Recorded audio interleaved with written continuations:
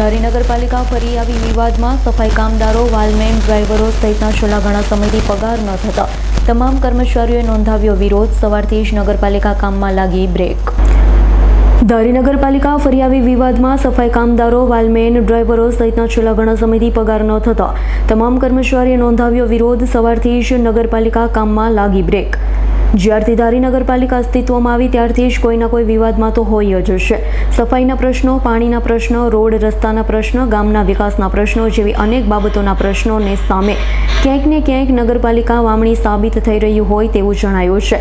હાલ નગરપાલિકા ખાતે પૂરતું કર્મચારીઓનું સેટઅપ પણ નથી. નગરપાલિકામાં કામ કરતા વાલમેનો, ડ્રાઈવર, સફાઈ કામદાર સહિતના લોકોને છેલ્લા ઘણા સમયથી પગાર ચૂકવવામાં આવતો નથી. પગારની બાબતને લઈ નગરપાલિકાના તમામ કામદારો આજે નગરપાલિકા ખાતે એકઠા થઈ પગારની માંગણી સાથે સૂત્રોચ્ચાર પણ કર્યા હતા. મોંઘવારીના યુગમાં સામાન્ય માણસને જીવન પરિવાર કેમ ચલાવવું તે એક મોટો પ્રશ્ન છે. ત્યારે આવા નાના માણસોના પગાર કેવા કારણોસર નથી થતા તે પણ એક ચર્ચાનો વિષય છે. ત્યારે નગરપાલિકાના તમામ કામદારો દ્વારા આજે સવારથી જ ધારી નગરપાલિકા ખાતે એકઠા થઈ પગારની માંગણી કરી. હવે જોવાનું એ રહ્યું છે કે નગરપાલિકા દ્વારા કામદારોના પગાર થાય છે કે ફરી કામદારો શોષણનો ભોગ બને છે. નગરપાલિકાના જે કંઈ તમારા કામદારો છે એ સફાઈ ઉપર બેઠા છે સાહેબ, અને ક્યાંય ને ક્યાંય થોડી ગામમાં સમસ્યાઓ પણ છે, તો ખરેખર છે પરિસ્થિતિ શું છે? સફાઈ કામદાર અને વાલમેન કોઈ પણ જાતની જાણ કર્યા વગર સ્વેચ્છાએ હડતાલ ઉપર ગયેલ છે એવો અમારા મુકાદમે રિપોર્ટ આપેલો છે. અને સાહેબ એમના પગાર બાબતે કોઈ પ્રશ્ન છે? અગાઉના જૂના ગ્રામ પંચાયત હતી ત્યારના એમના ઓક્ટ્રોયની ગ્રાન્ટ ન મળવાને કારણે પગાર બાકી છે, એ ચૂકવણાની કામગીરી ચાલુ છે. સમસ્યા છે.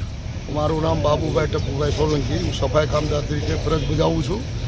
આજે આટલા વર્ષ મહિનાથી પગાર થયેલ નથી. ના છૂટકે અમે સિક ઓફિસરને મળતા ત્યાર પછી સંતોષકાર અમને જવાબ ન મળ્યો. ના છૂટકે અમારે કામનું રૂકાવટ કરવું પડ્યું. આ 16 મહિનાથી પગાર અમારા થયા નથી. તો આજે મારું ભરણ પોષણ કેનેથી કરવું એમાં પણ અમને બહુ તકલીફ થાય છે. ના છૂટકે અમારે કામમાં જે રૂકાવટ કરવું પડ્યું છે. ત્યાંથી નગરપાલિકા જે કોઈ અધિકારી હોય બરાબર છે, જ્યારે અમે મળવા ગયા હતા ત્યારે સિક ઓફિસરે અમારી નોંધ ન લીધી. ત્યારે સારી રીતે અમને જવાબ ન મળ્યો તો અમે 20થી ખમણા. ત્યારે પછી અમે પ્રાંત સાહેબ પાસે ગયા હતા તો આપ સાહેબે કીધું કે આપ પરિવાર છો તરીકે રહેવાનું છે અને પરિવાર આજ ના છૂટકે અમારો પરિવારને આજ એમને બહુ દુઃખ થયું છે કે આટલા મહિનાથી અમારા જો પગાર ન થતા હોય તો અમારે શું કરવું, એને માટે તમારે નોંધ લેવાની છે. ત્યાંથી વધારે પડતું નહીં કાંઈ પર ધ્યાન દે તો મારે ગાંધી માર્ગે જવું પડશે અને હું ભૂખ હડતાલ કરીશ. કામદાર એકતા, કામદાર એકતા, કામદાર એકતા. પ્રશ્ન તો પાણીનો હલ છે. 3 દિવસે પાણી આપે અને એ પાણી હજી સુધી છોડ્યું નથી. દરરોજ 9 વાગે પાણી છોડે, આ 7 વાગે પાણી છોડે, તો પાણી ટાઈમે પાણી પહોંચતું નથી. બીજા નંબરમાં કે આખી નવી વરસાદ, ઇન્દિરાનગર, એ બધે પાણીનો પ્રશ્ન છે.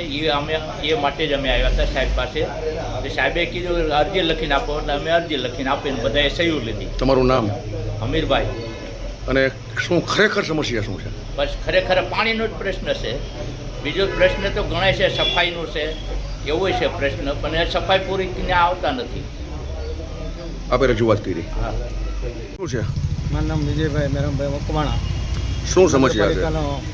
કામદાર છું અને વોટર વર્કર તરીકે ફરજ બજાવું છું. આજે અમારે માગણી એવી છે કે આજે નગરપાલિકા થઈ તે દિવસથી અમારા આજે કોઈ પણના પગાર થયા નથી. જૂના કામદારો, નવા કામદારો, વાલમેનો, સફાઈ કામદારો, પછી ડોર ટુ ડોર કલેક્શનના ડ્રાઈવરો, આજે અમારે કોઈના પગાર નથી થયા. આવા તહેવાર આવે છે તો અમે નાના માણસ આની ઉપર તો નિર્ભર હોઈએ. કેટલા પગાર બાકી છે આપના?